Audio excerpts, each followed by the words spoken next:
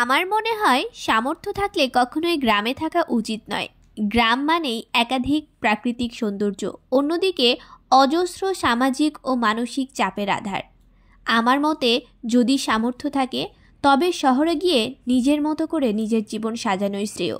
গ্রামে 100 বিঘে জমি থাকার চেয়ে শহরে এক টুকরো ভাড়া বাড়িও আপনাকে মানসিক শান্তি দেবে। এখানে বেশিরভাগ মানুষ এতই টক্সিক যে তারা তাদের ব্যক্তিগত জীবনের থেকে আপনার জীবন নিয়ে বেশি চিন্তিত। আপনার চুল এত ছোট কেন? আপনি বোরখা পরেন না কেন?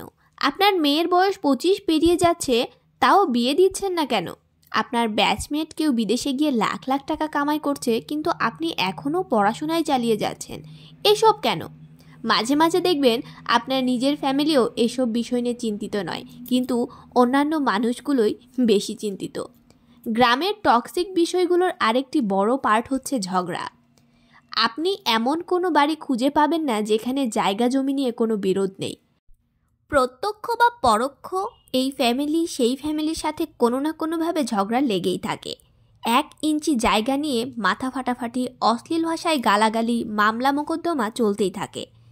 একজন ওইজনের নামে গোপনে প্যাঁচ লাগিয়ে ঝগড়া বাঁধিয়ে দেয়। কাউকে পছন্দ না হলে তার নামে জায়গায় জায়গায় গিয়ে বদনাম রটিয়ে দেয়। এমনকি বিয়ে আসলেও গোপনে প্যাঁচ লাগিয়ে বিয়ে ভেঙে দেওয়াও গ্রামের বেশিরভাগ মানুষেরই নিত্যদিনের কাজ।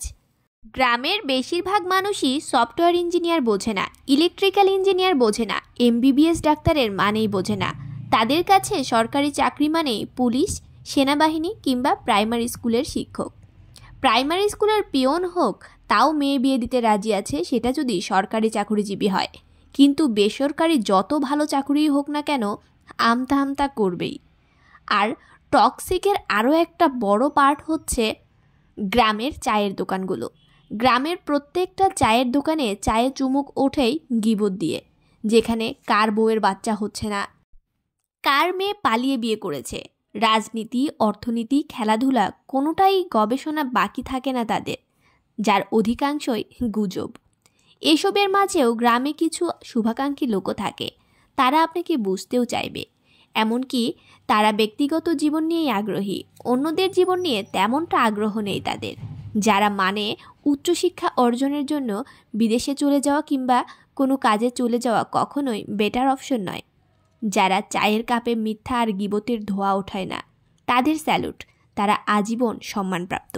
এই ধরনের মানুষগুলোকে সম্মান করতে ইচ্ছে করে, কিন্তু এই ধরনের মানুষের সংখ্যা খুবই কম, হাতে গোনা কটা মাত্র। বাদবাকি সবাই এই যে যেরকম বলছিলাম ঠিক তাদের মতো।